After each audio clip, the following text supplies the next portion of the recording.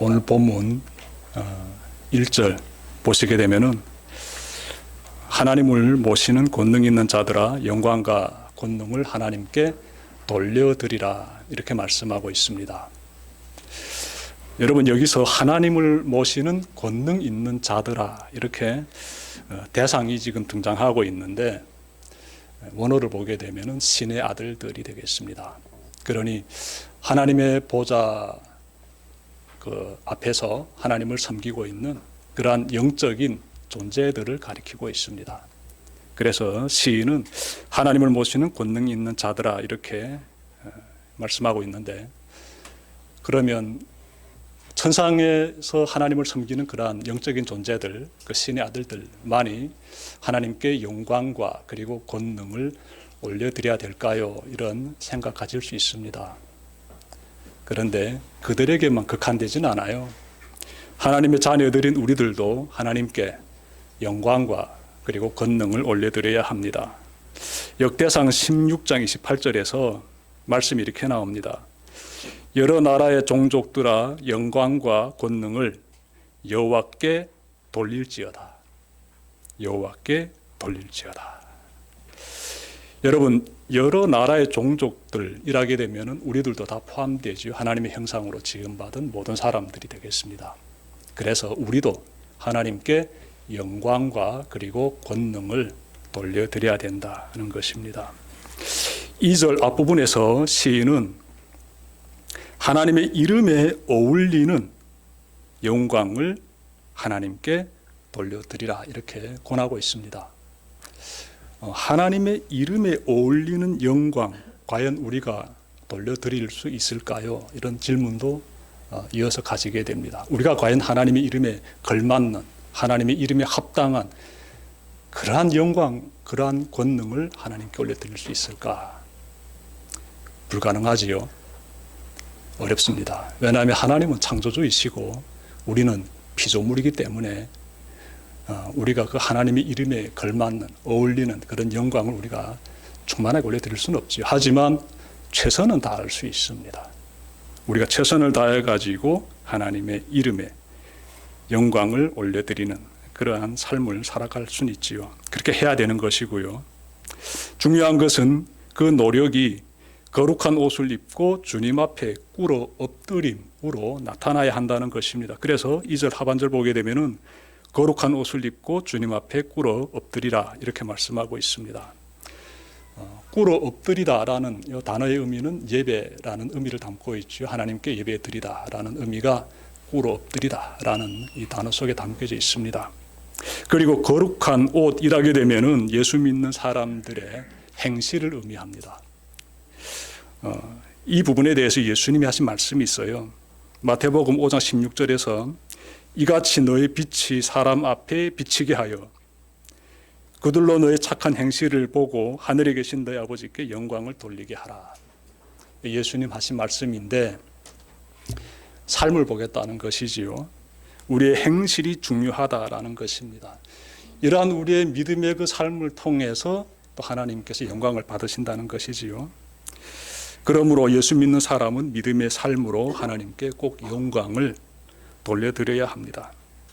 우리는 예수님을 믿는 예배자의 삶으로 하나님께 영광을 돌려드리는 그러한 삶을 꼭 살아야 되지요. 그러기 위해서는 4가지를 행해야 되겠습니다.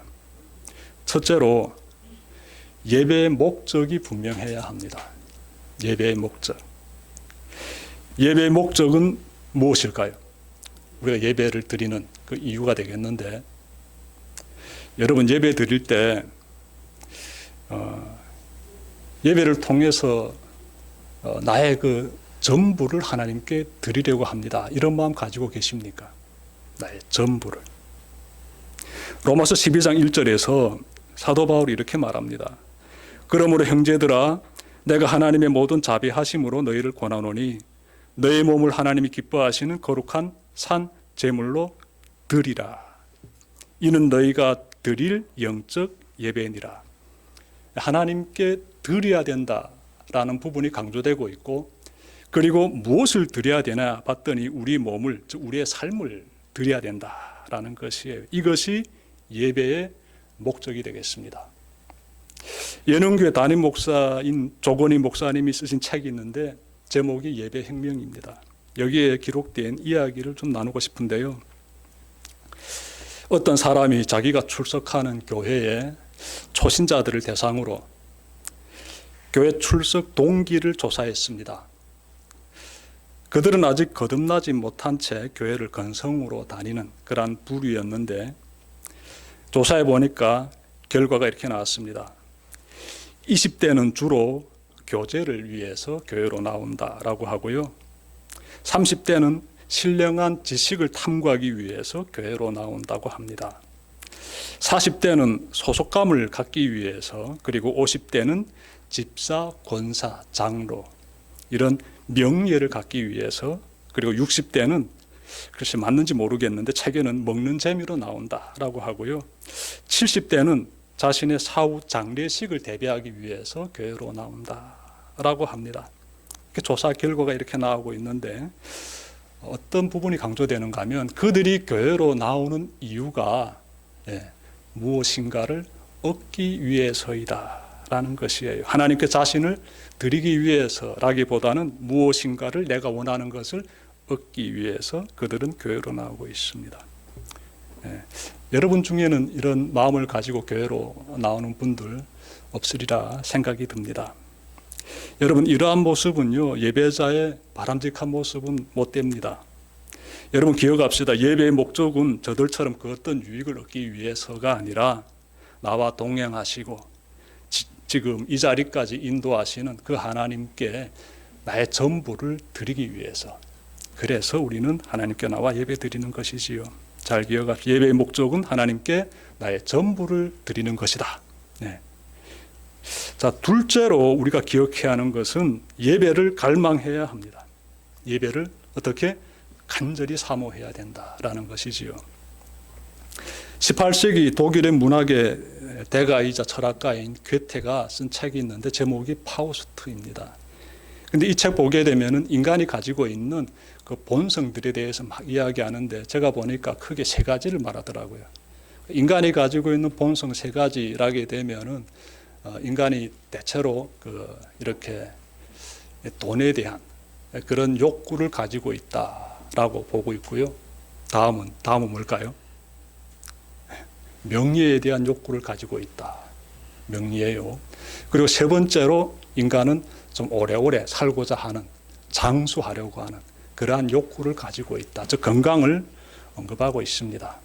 인간이 가지고 있는 이러한 그 마음의 내면에서 갈망하고 있는 그 세 가지 요소들이 되겠습니다. 그래서 부자가 되고 싶어하고 높은 명예를 얻으려고 하고 또 이렇게 오래오래 건강하면서 잘 장수하려고도 합니다. 자세히 보게 되면은 장수하고 또 그리고 명예도 갖기 위해서는 돈만 있으면 되는 것 같아요. 그래서 이 책에서도 가장 먼저 등장하는 것이 이 돈의 힘이에요. 여러분, 그래서인지 인생을 살아가는 사람들이 재물에 대한 이 갈망이 굉장히 높은 것 같습니다. 그것만 있게 되면은 나머지 문제들이 해결된다라고 생각하기 때문에 그런 것이지요. 여러분, 사도행전 3장 1절부터 10절 좀 찾아봐야 되는데 성경을 보게 되면 인간이 가지고 있는 이러한 돈에 대한 높은 갈망에 대해서 언급하는 내용들이 종종 나와요. 종종 나오는데 대표적인 장면 하게 되면 사도행전 3장 1절부터 10절이라고 저는 생각이 듭니다. 여기에서요, 태어나면서부터 걷지 못하는 40대 남성이 나와요. 주시해야 할 점은 이 사람은 다른 사람들이 기도 시간이 되어서 예루살렘에 있는 하나님의 성전으로 막 들어가는데 성전 동편에 있는 미문이라고 있어요. 아주 아름답게 이렇게 잘 장식된 그러한 문인데 그 미문 옆에 이 40대 이 남성이 앉아서 구걸을 합니다. 뭘 봐야 된다? 다른 사람들은 성전으로 들어가는데 이 사람은 성전 문 옆에서 무엇을 한다? 돈을 구걸한다는 거예요. 돈을 구걸한다. 다른 사람들은 성전에 들어가 하나님을 예배하는데 집중하고 있다면은 이 사람은 그곳에 들어가는 것이 아니라 그 문 옆에서 경제적인 갈망, 물질에 대한 갈망을 지금 해소하고자 열심히 노력하고 있다라는 것입니다. 이 사람이 성전으로 들어가는 행인들 중에서 유난히 돋보이는 두 인물을 발견하게 돼요. 그 사람들이 누군가 하면 베드로하고 요한이지요. 베드로하고 요한을 딱 보는 순간 이 거린이 이 사람들은 필경 나에게 긍휼을 베풀어 줄 것이다라고 기대하게 됩니다. 왜 안 그렇겠습니까? 베드로와 요한 하게 되면 예수님의 제자들이지요. 그들은 얼마 전에 예수님이 부활하신 그 현장에 있었습니다. 그리고 이들은 예수님의 부활 사건을 전하는 증인들이에요. 많은 사람들에게 선한 영향력을 끼치고 있습니다. 그런 사람들이 지금 성전으로 들어가는데 그 사람들의 눈빛에서 무엇이 비쳐났겠습니까? 대체로 사람에 대해서 알아가기 위해서는 그 눈동자를 가만히 바라보지요. 그러면 거기에서 뭔가 많이 우리가 찾아볼 수 있는 그 빛깔들이 나오지요. 베드로와 요한을 봤을 때 따뜻한 온화함의 빛이 흘러나오는 거예요. 그래서 이 거리는 저 사람들은 필경 내가 그토록 원하는 그러한 재물을 글쎄 힘자라는 것 나에게 베풀어 주지 않을까 기대하게 됩니다. 그런데 이 행인들이 거린이 앉아있는 그 옆을 지나가지 않고 멈춰서요. 그러자 거린의 이 가슴은 쿵쾅쿵쾅 뛰게 되지요. 이제 이 사람이 손을 주머니 속에 넣어가지고 돈을 꺼내서 나에게 주겠구나. 아주 긴장된 가운데서 애절한 그 시선으로 이 두 사람을 바라보는데 베드로가 그러지요. 우리를 보라. 내가 지금 그 손을 보지 말고 우리와 시선을 마주치라는 것이지요. 그래서 이 사람이 베드로를 보는데 베드로가 그에게 손을 내밉니다. 그러면 반사적으로 베드로의 손 쪽으로 시선이 바뀌어지게 되지요. 근데 그 손은요, 빈손이에요. 돈이 없습니다. 빵 쪼가리 하나 없어요. 빈손을 내미는 거예요, 베드로가. 그러면서 이 거린의 손을 콱 잡아가지고 이렇게 세웁니다. 그때 베드로가 이렇게 말합니다. 은과 금은 내게 없거니와 내게 있는 이것을 내게 주노니 나사렛 예수 그리스도의 이름으로 일어나 걸어라 이렇게 말합니다. 순간 기적이 일어났습니다. 태어나면서부터 걷지 못하던 이 사람이 자리에서 벌떡 일어나 걸게 됩니다. 발과 발목에 힘이 생기면서 기적이 일어나는 거예요. 꿈에도 생각하지 못했던 기적 앞에 거리는 매우 감격해합니다. 이어지는 내용을 보게 되면 그는 베드로와 요한과 함께 성전으로 들어가서 하나님을 찬양합니다. 하나님을 찬양해요. 여러분, 거린이 갈망했던 것은 사실 하나님께 예배 드리는 것이 아니라 무엇이었습니까? 재물이었어요. 그것이 있어야 내가 살 수 있기 때문에 그에게서 가장 중요한 것이 그 재물이기 때문에 그래야 생존할 수 있기 때문에 그걸 간절히 갈망하면서 앉아 있었는데 이 사람이 지금 굉장한 사건을 경험하게 되지요. 내가 진정으로 갈망해야 되는 것이 무엇인지를 이 사람이 깨달은 것이지요.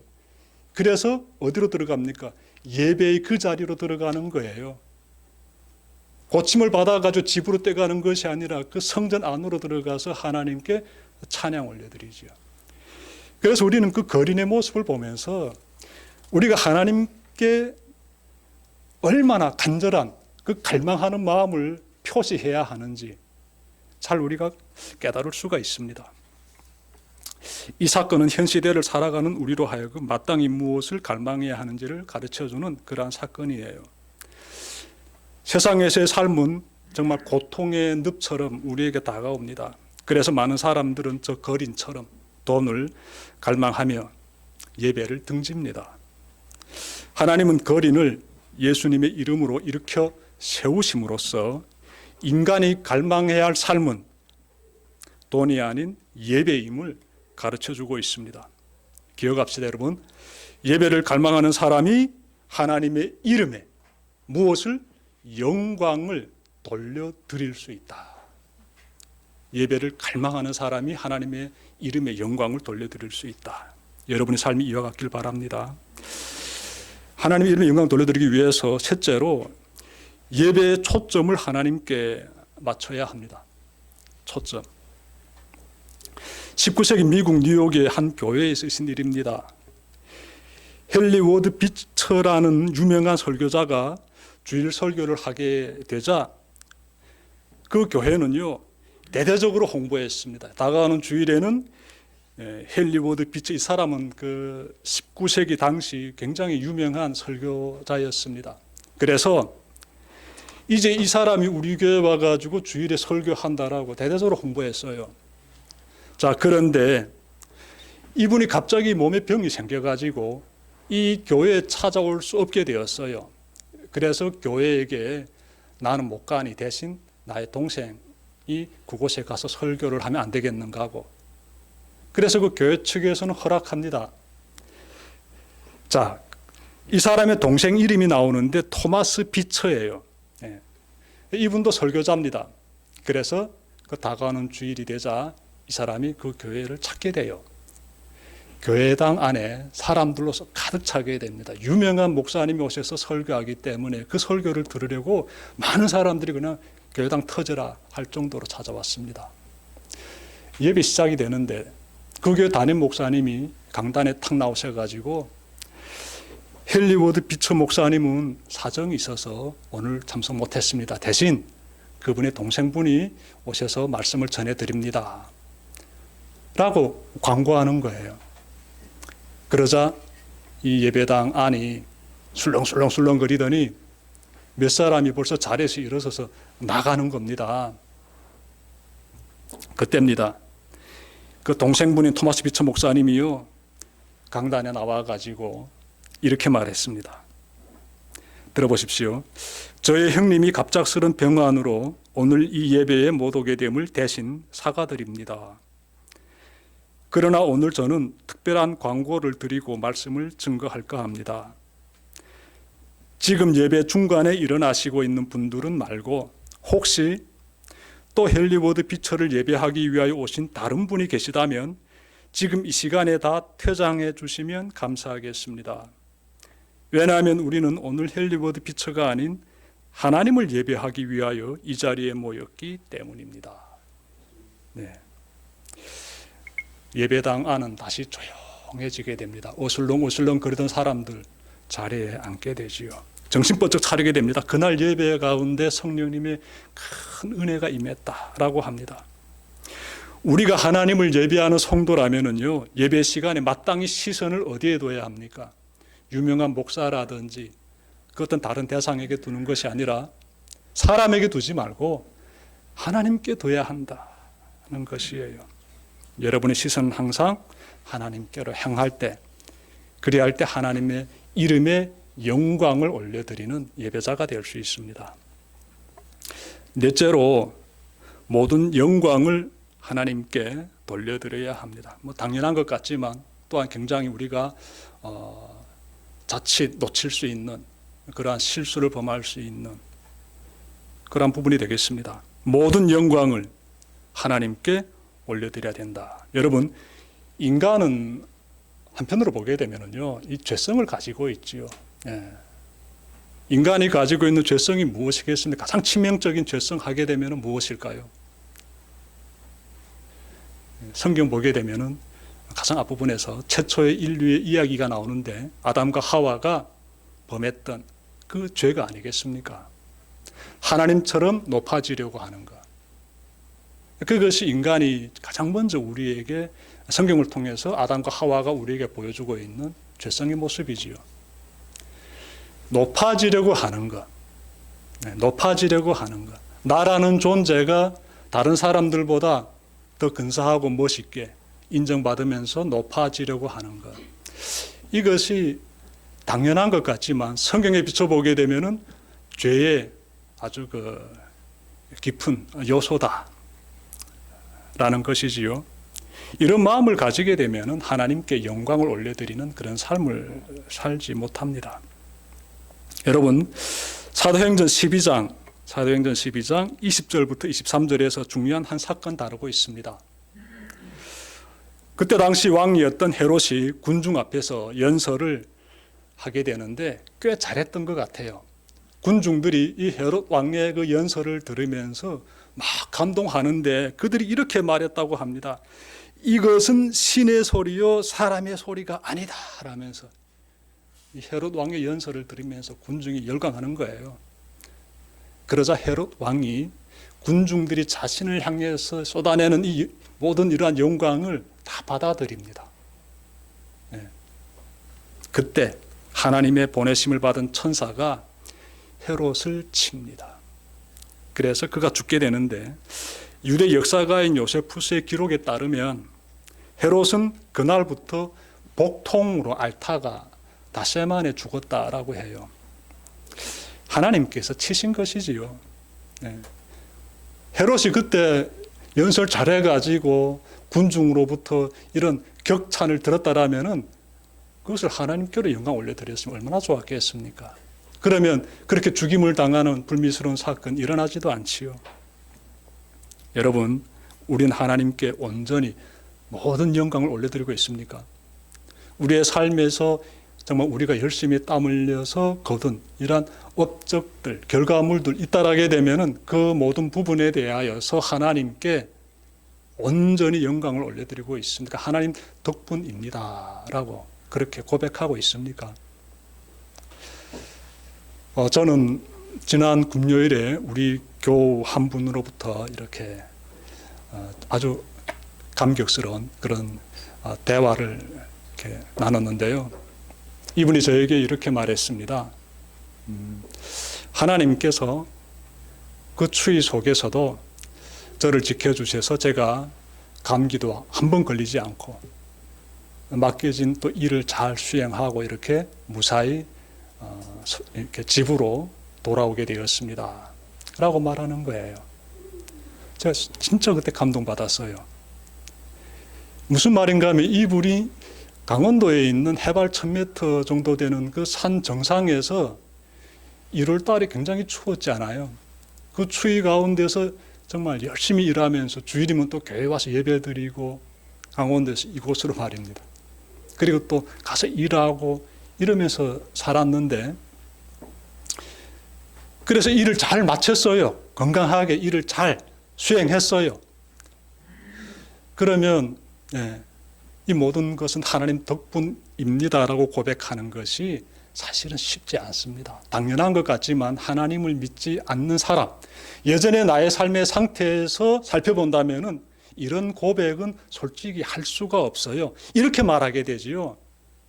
내가 정말 열심히 노력해가지고 체력을 잘 단련시켜가지고 그리고 부지런히 일해가지고 그리고 내가 기계를 잘 조작할 수 있는 능력이 있어가지고 그리고 나에게 운이 따랐기 때문에 내가 그래서 돈도 많이 벌고 일을 잘 마치고 돌아오게 되었다라고 뿌듯하게 자신을 과시하면서 말하는 것이 사실 우리 예전의 모습이지 않습니까?